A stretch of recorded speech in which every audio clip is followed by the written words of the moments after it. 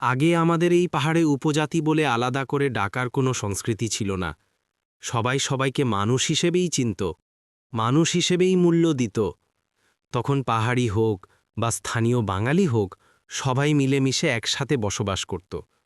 পাহাড়ের মানুষদেরকে তখন অন্যেরা সরল সোজা, বিশ্বাসী আর সৎ মানুষ হিসেবে জানত। কিন্তু দুঃখজনকভাবে আজ সেই চিত্রটার নেই। এখন নতুন প্রজন্মের মধ্যে বিভাজন তৈরি হয়েছে। উপজাতি শব্দগুলো ব্যবহার করে যেন আমাদের ছোট করে দেখা হয়, অপমান করা হয়, ঘৃণা করা হয়। অথচ এই শব্দগুলো আগে ছিল না। এখন এগুলো রাজনীতি আর স্বার্থের কারণে বেশি ব্যবহার হচ্ছে।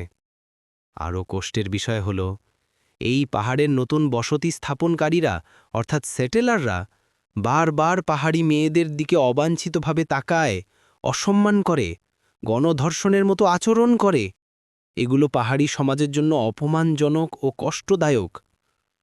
ভাই, আমি স্পষ্ট করে বলি, আদিবাসীরা আপনাদের কখনোই শত্রুর চোখে দেখি না, বরং পাহাড়ের প্রকৃত মানুষ হিসেবে আপনাদেরকে সম্মান করি। আমাদের মধ্যে বিভেদ, দূরত্ব বা শত্রুতার আসার পেছনে আসল কারণ হল ভুল বোঝাবুঝি, কৃত্রিম বিভাজন আর কিছু মানুষের স্বার্থ। আদিবাসীরা বিশ্বাস করে আমরা আবারও সেই আগের দিনের মতো মিলেমিশে থাকতে পারব। আবারও মানুষ মানেই মানুষ, এই বিশ্বাসটা ফিরিয়ে আনতে হবে। একজন আরেকজনকে যদি ভাই, বন্ধু, প্রতিবেশী হিসেবে দেখি, তবে শত্রুতার জায়গা থাকবে না। ভাই, আমাদের ভবিষ্যৎ প্রজন্মের জন্য দরকার আস্থা, শ্রদ্ধা আর ভালোবাসা। যদি আমরা একসাথে থাকি, তবে কেউই আমাদের বিভক্ত করতে পারবে না।